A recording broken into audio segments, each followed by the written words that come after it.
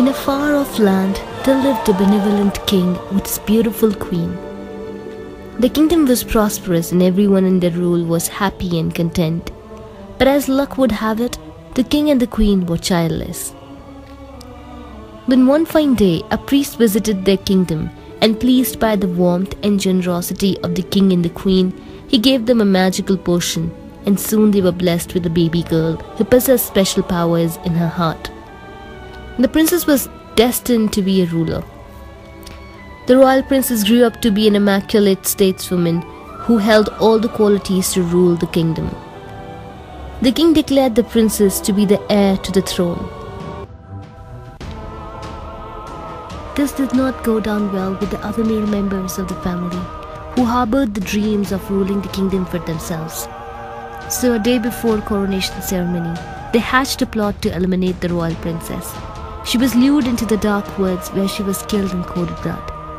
Her heart was gouged out. The dead princess laid there for days as she was never found. The existence of the dark powers of the forest made her resurrect from the dead. She then avenged her death and took her heart back. Now she dwells in the airy silence of the woods. The dark and deep woods is a new found kingdom, and she vows to protect it as her own.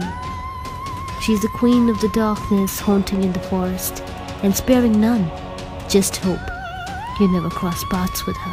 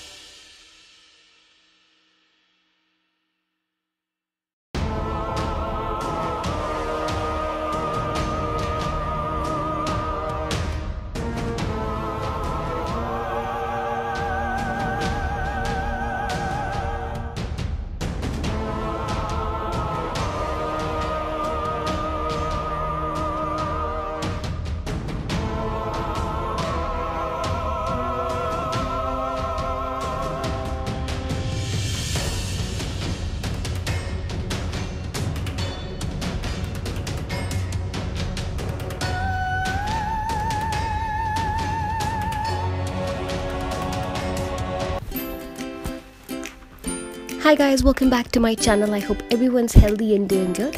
If you enjoyed my final submission look, don't forget to vote for me from the 1st of July. Remember, you can vote up to 3 times a day per email ID. So your votes will determine the winner for the Face Awards India, and I'm really hopeful. Fingers crossed for now. So as you already know, we've made it into the finals, and I had so much fun creating this look. And also the mini trip that I had to take to the outskirts, because this look is no normal and I didn't want to risk going to a public place with this. And oh wait, a quick disclaimer: if I sound nasally or annoying, please understand I've got bad cold, so you'll have to bear with that. Now we're ready. So I'm starting off with a clean face, and for this look I'm skipping moisturizer since I'm going to be working with a lot of cream products and I'll be traveling too, so I don't want to get too shiny. But I've used tons of primer. I'm using the Shine Killer by NYX Cosmetics. Then I just covered my brows with 3 to 4 layers of washable glue sticks to hide them completely since we don't need them for this look. And next I went in with a mix of white cream foundation and a pearl white shadow base, and I put that all over my face and neck with a flat foundation brush in number 07. I felt it was too white, so I used a full throttle shadow stick in Dangerously, which is a yellow color. Now to avoid any kind of major creasing while I beat my face, I'm powdering my neck And then for the contours, I use again the full throttle shadow sticks in Femme Fatale and Night Walker. I think I used Peachy Pink too, but I can't seem to find it for now. I also threw in some jumbo pencil in Purple Violet. And as for powder contour, I used the full throttle palette in Bossy.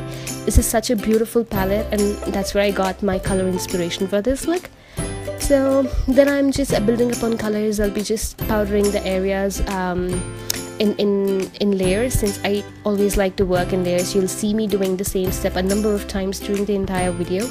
That way I feel if I put a foundation and then cream product and then a powder product, when I have to get full coverage on my base, I only have to go over the areas where I don't have contour. So I think that way I get less cakey and less product buildup, you know what I mean. So I mean, I don't know if it makes sense to you, but it works for me.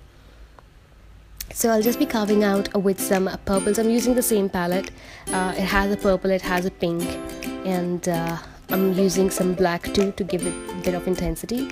So I carved out my carved out near my eyebrows with the, I think, a micro brow pencil, because I'm always very cautious when I'm working on white base, since it gets muddy very easily. So yeah, using an eyebrow pencil is always better because it is less pigmented than a Kohl pencil. So yeah, now I'll just be building upon colors, nothing too crazy.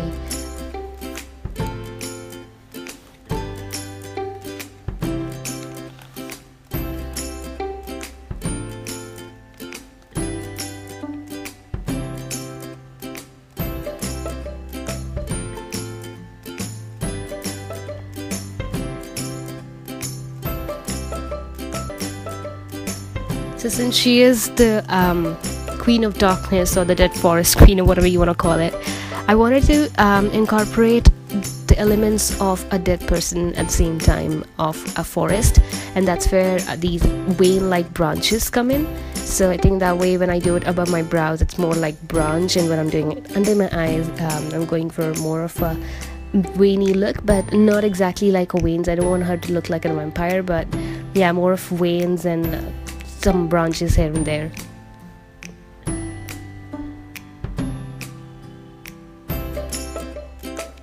So this is, I think, the pencil brush number 15, and this is a great brush if you want to create intense look, or if you want to create intensity in any part. This is so precise, it puts the color right where you need it. And once I do that, I then go over it with a blending brush to blend out the edges. Since I wasn't very happy with the way how intense this was looking, I also went in with the Kohl pencil. I just ran it over the socket line and I just blended it out with the same brush with some pink on it.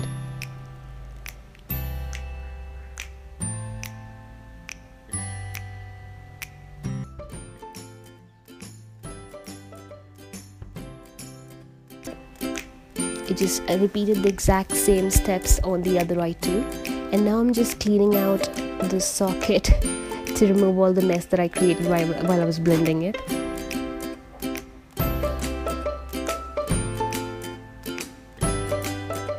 And here I didn't like how white my face was looking, so I just went in with some powder foundation in Skin Color, and I think that really toned down how stark the white was looking earlier.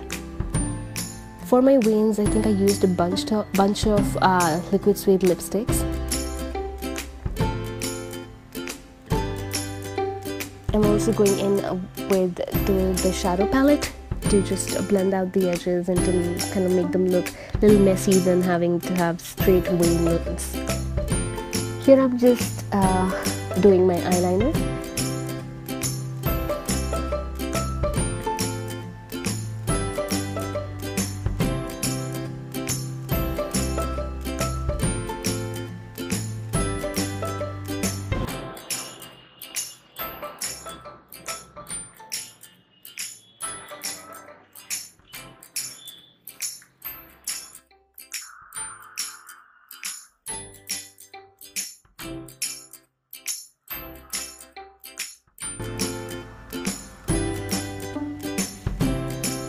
Just hollowing out the cheeks to remove all the colors from areas I don't need it. Here I'm just curling my lashes and coating them with a Propel My Eyes mascara. I will be going in with some really big eyelashes, but I also wanted to coat them since I used white, so I thought my eyebrows got really white.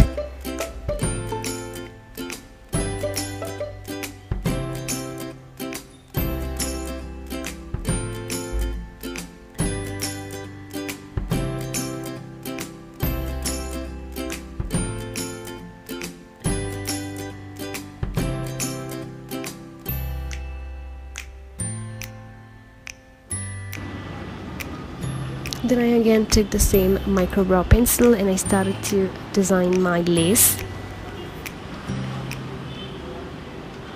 Sorry, there isn't really any sync in this. I just get to doing one step and then I remember the other step and I go back to it, and then I go back to the previous one again, and it's all over the place. I'm sorry about that.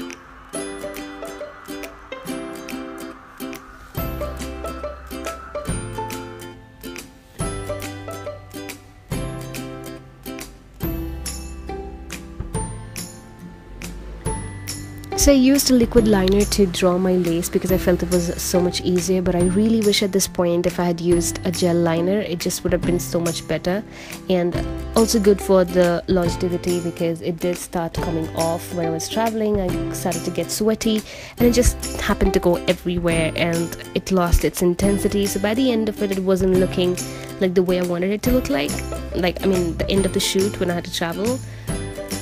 Yeah, keep that in mind next time when you're doing something around your neck area or areas where you're sweating. It's just always better to go for a cream product that dries completely matte than going for a liquid that will anyway come off if you use water on it, or otherwise too.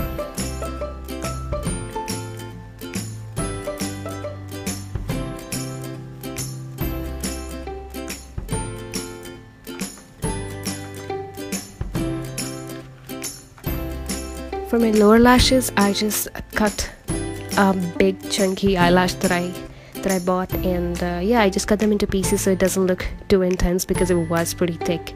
And yeah, now it looks a lot better, more wearable even for a dead queen. And then I just went in and stuck on some white pearls.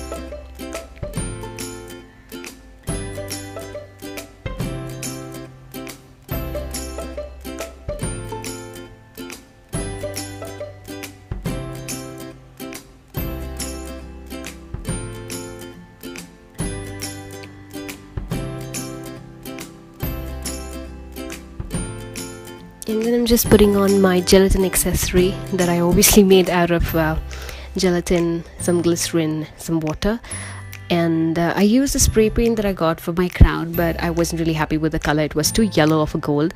So I also went in and brushed over the Pearl Mania pigment by NYX Cosmetics in Oro and Mink, and I absolutely loved the gold color that came out, and I just fell in love with it the moment I saw. And I'm planning to use that for a few other things that I have in mind, and yeah, I'll be doing that. I'm very happy with how it's looking. NYX Pearl Mania pigments are one of the best, I think, and they are so affordable. I mean, really.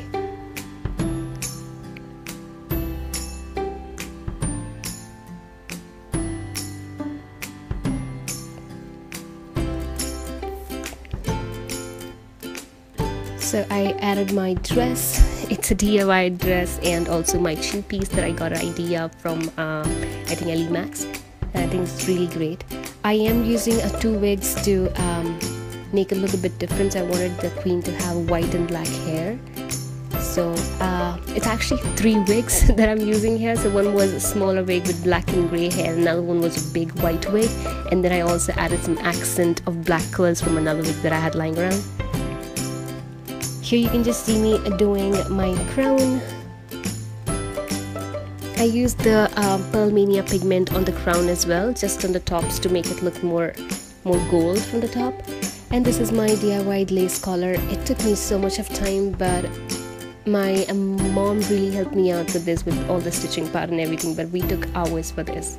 Here's I'm showing you how I made my jewelry, and these are the fingernails that I put on over my gloves, and I made these using the glue stick. So that was it for my video. Thanks a lot for watching, and don't forget to vote for me. I'll see you next time. Bye.